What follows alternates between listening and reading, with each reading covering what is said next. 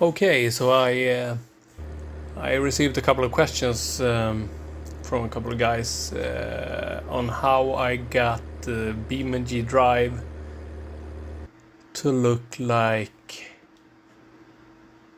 this. So I thought I'd show you. So what I got here is BeamNG.drive out of the box, how it looks on my computer.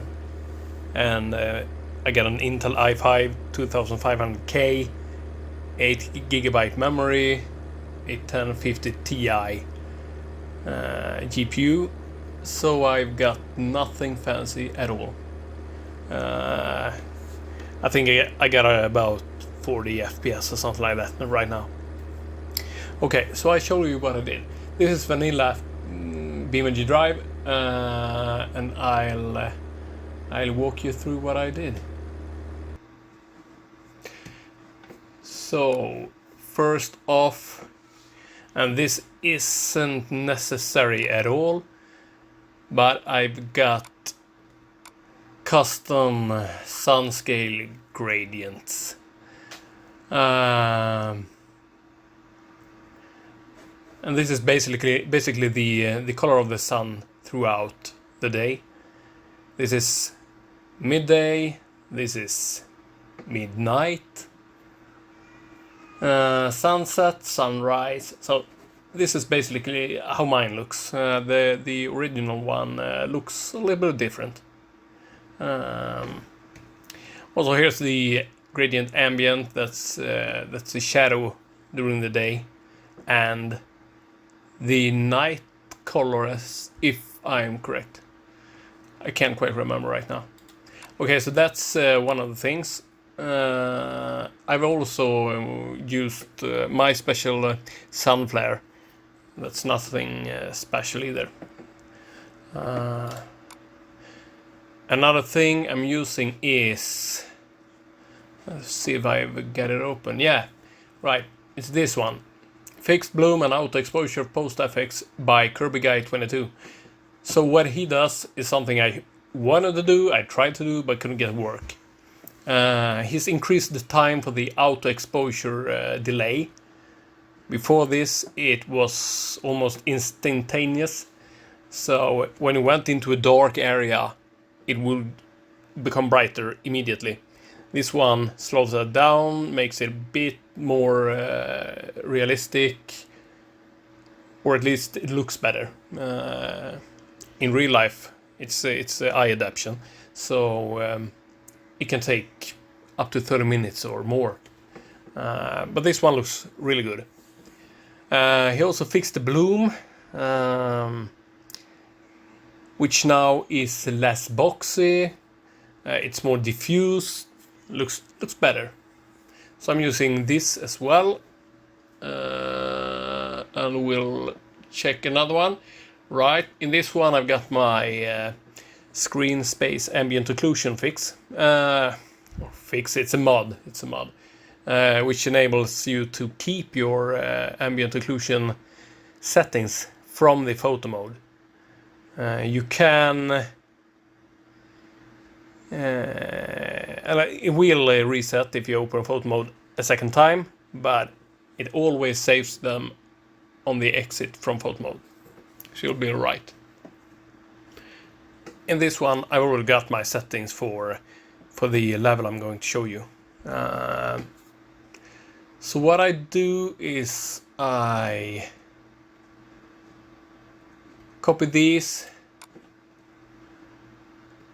paste them in this folder, and whatever changes you do for the game, if you put them here, BeamNG.drive will read these on top of the standard files. So it will always prefer these over the files from the installation.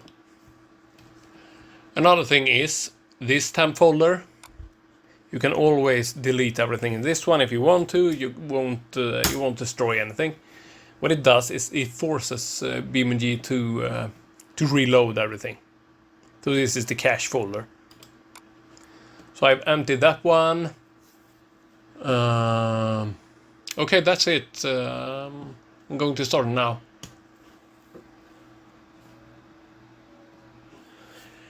So of course, now when I'm starting it, it will take a little bit longer. So hang in there.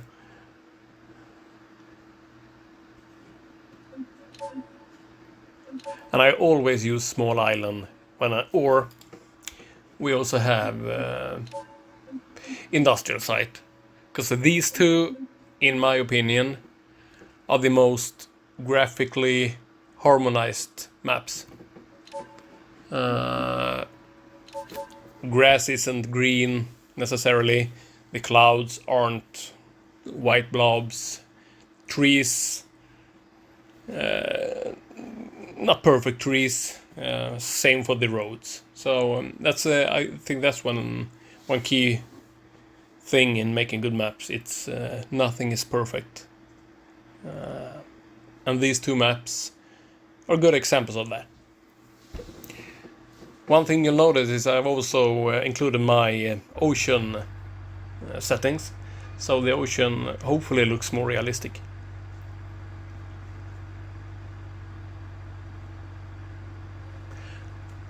As you can see, it's quite bright. That's due to my sun scale gradient texture, along with the settings, which I will show you. But it's along with the settings in the world editor for the sun and sky. Okay, so it looks like it's done. And first thing I'll do is I'll enter photo mode, and I'll boost the ambient occlusion. And this is the setting I most often use.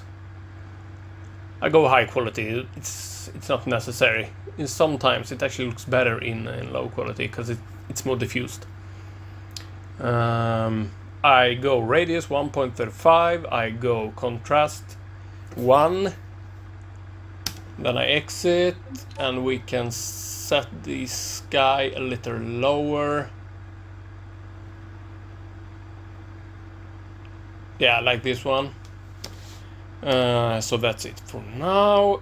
And now we'll enter world editor, and if you want to do that, you press F11. Okay, so what you see is you might not have the scene tree. You'll have to find it in the it's somewhere around here.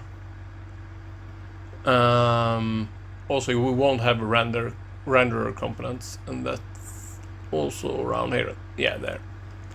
Okay, so what you need to do is open the level objects and then sun sky, which is the obviously sun and sky object. And what you need to do is replicate the values I've got here. You don't need to care about the flare type and flare scale. That's my personal preference. But the obvious changes I've done is the sky brightness. It's 150, it's 40 to begin with. And if we go way back to Torque 3D, which is the original game engine BeamNG.drive developed and came from. If I'm not wrong, it's it has a value of 25 as the default value, so it's quite a lot more. And the reason for this is that I boosted brightness. I can show you how mine would look if it was the theoretically correct values. And this is in the morning. Not really interesting lighting. We can check how it looks midday, and due to my sun scale gradient, it looks like this. It's fine, but it's not really interesting. It's not capturing your interest. So I'll do this. I'll return this to 150. I'll return this to 13. And what this does, sky brightness, it's the brightness of the sky. This brightness is the brightness of everything that the sun touches. So you control the sky with this one, you control the brightness of the ground, the objects, everything with this value. You can also go for exposure, which sounds like an interesting option, but this is the controls the contrast of the sky and sun during daytime. So if you lower this one, the shadows become darker.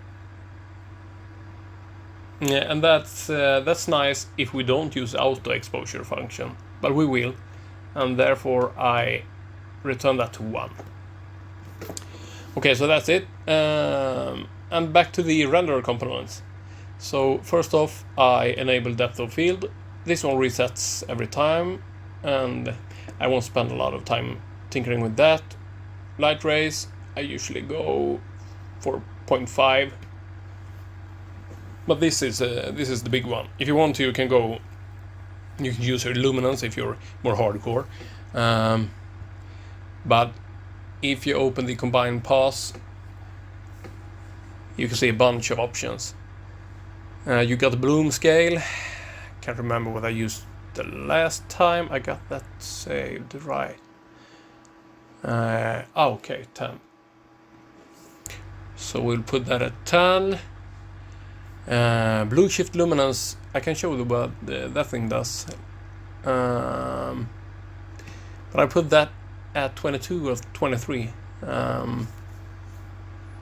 We got the color correction strength, we got the max adapted luminance. But color correction, I don't think a lot of people know about this or use this. But you click that folder, you open core, scripts, client, postfx, and the default color ramp.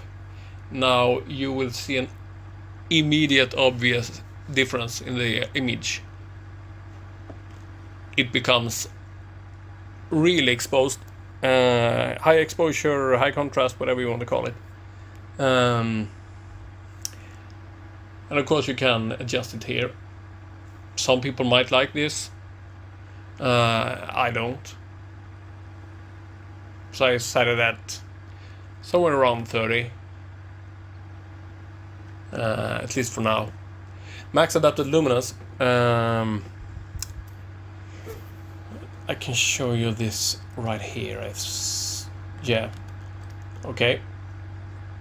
What you do here, you adjust how bright the darker areas of the image, or how bright the image should get when it's dark, if you can follow me. So I usually set this as at between 3 and 4, 3.2, it'll be fine right now. And then we got this one, and that's the middle gray. And there's a lot of theory about this one. 0.18 is the value to use, no matter if you're a photographer or you're recording videos or in games. It's always 0.18. But the way to find the middle gray is you need to have a texture that has the middle gray color on it. It needs to be a matte surface, and you need to have brightness of 1 and an omni light, so that'll be perfect circumstances. And when you do that, you need to have only the gray object in picture, and then you adjust this one until it meets 0.18 for this one. Anyways, that's the theory.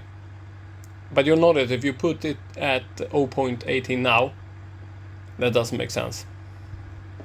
I put it around 30, maybe 35, but you'll get the idea. So that'd be it. Now let's go replicate. Oh right, you can say this. There's no problem in saving this, but this won't be saved, as you can read. There is a mod for saving this. but it's quite extensive, and I don't play BeamNG that much or that often. I most of the time I just go in and do a bit of adjustments for the graphics mod.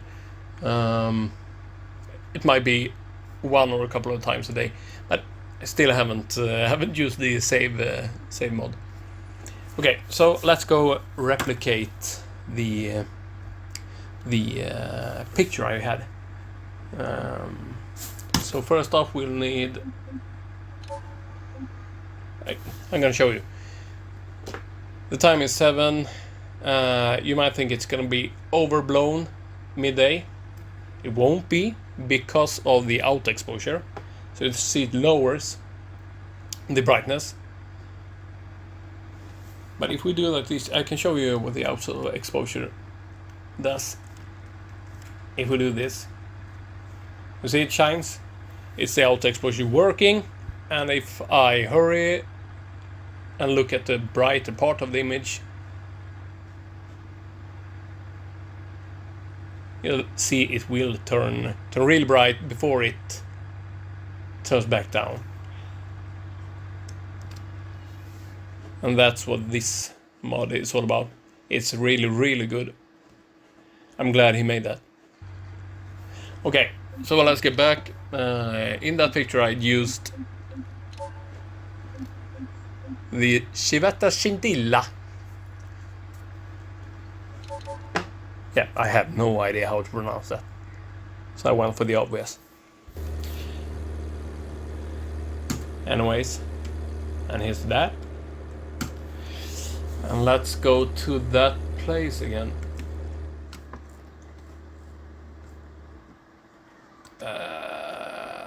It's over here, you're all right. So that ought to be somewhere around here.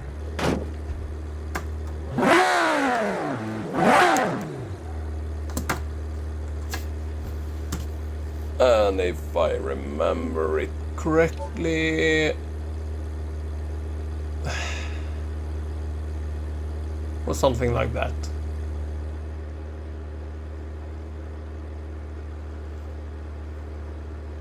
That might have been this. Can't remember at the moment. But anyway, that's how you do it.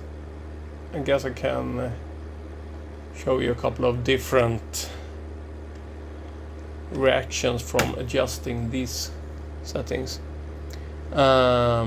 If you go up, it makes everything brighter. So let's put that at 0.3. Jesus. There we go. And this one, if you like a bit of contrast, you can play around with that.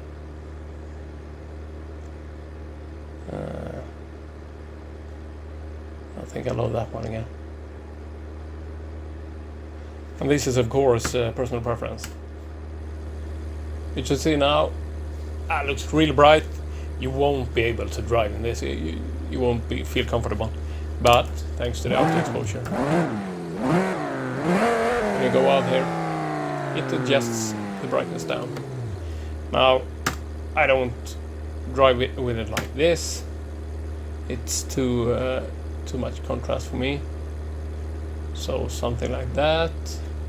And haven't seen the game yet that looks great midday. No matter what you do, it will always look a little dull. And of course that's why we use the morning or the evening to make it look more interesting. I haven't got my wheel hooked up, so driving is really interesting.